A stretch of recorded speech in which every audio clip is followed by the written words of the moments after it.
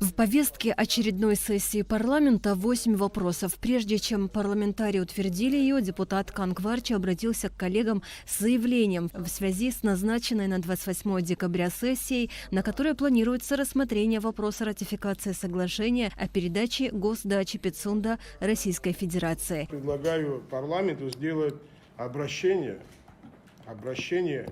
именно в администрацию президента Российской Федерации, в МИД России и ФСО о том, что парламент в целом не против принятия этого решения, но есть вещи, которые, по нашему мнению, должны претерпеть изменения в самом договоре.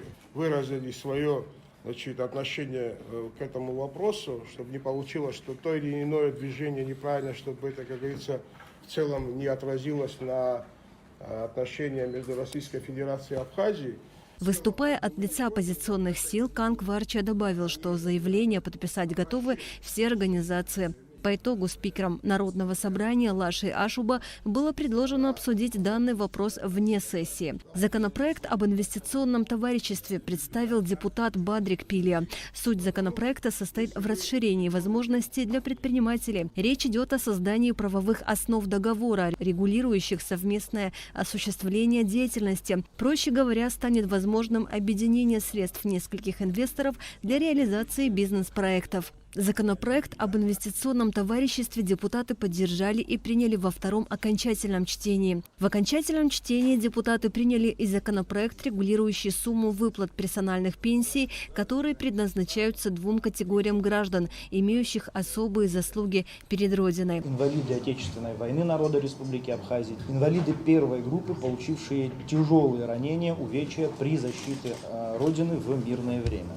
В соответствии с вышеуказанным законом пенсию получат 104 человека, из них получатели пенсий по категории. Персональный пенсионер 73 человека, семья умершего персонального пенсионера 31 человек. Внесенные изменения позволят повысить пенсию этим категориям на 2000 рублей. Ранее персональная пенсия составляла 10 тысяч рублей и не повышалась с 2013 года. Изменения в закон о персональных пенсиях вступают в силу уже с января следующего года. Андрей Барцец представил поправки в законопроект о статусе военнослужащего. Как пояснил Барцец, законопроект предусматривает основы государственной политики по социальной защите военнослужащих. Сам по себе закон устанавливает основы государственной политики по социальной защите военнослужащих.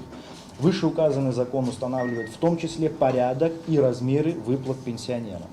В данном случае проект закона о внесении изменений направлен на увеличение размера пенсий вышеуказанным пенсионерам.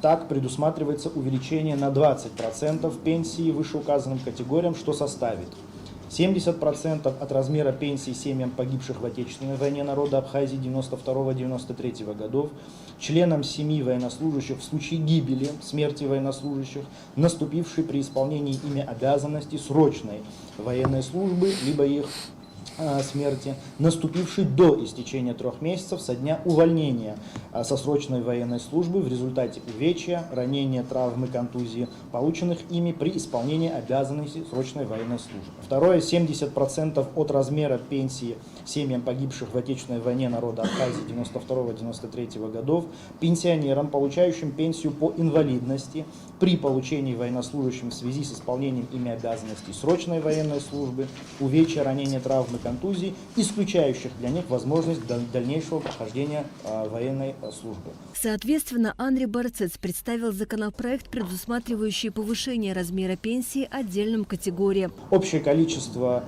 людей, которые получат соответствующие надбавки, 4623 человека. Что касается источников финансирования, депутаты уверены, что для выполнения обязательств не должно быть препятствий. В преддверии 30-летия Победы было определенное количество ветеранов, которые были награждены боевыми наградами. Это подразумевает другой уровень пенсионного обеспечения. И в связи с этим есть определенные вопросы перед пенсионным фондом. На все те вот эти добавления, которые прозвучали, пенсионный фонд заверяет, что он справится без всякой дотации со стороны бюджета. Ну а ситуация покажет, насколько это реально. В первом чтении парламентарии приняли законопроект об индивидуальном учете в системе обязательного пенсионного страхования. Законопроект направлен на создание современной государственной системы, позволяющей осуществлять эффективный учет сведений о гражданах, на которых распространяется действие закона о государственном пенсионном обеспечении. Закон об иммунопрофилактике претерпел существенные изменения. В случае его принятия гражданам с поствакцинальным осложнением будет выплачиваться ежемесячное пособие. Нельзя сказать, что закон об иммунопрофилактике инфекционных заболеваний предусматривает безоговорочную вакцинацию. Напротив, у родителей малолетних детей или уже у совершеннолетних граждан по-прежнему есть возможность отказаться от прививки. Однако теперь появились новые условия, которые влекут за собой отказ от вакцинации. В законе оговорено, что влечет за собой отказ от прививок, включая временный отказ, например, в приеме в образовательные и оздоровительные учреждения. Вот сейчас есть определенная напряженность с коклюшем детским, да? Естественно, ребенок, который не имеет прививку от коклюша, на период объявления данной эпидемии допущен в образовательном учреждении не будет. Это как пример просто. Данный законопроект приняли в первом чтении. После обсуждения последнего земельного вопроса по повестке парламентарии продолжили работу уже без участия журналистов. Следующая парламентская сессия намечена на 28 декабря. Асида Малия, Заур Кварчия, Абхазское телевидение.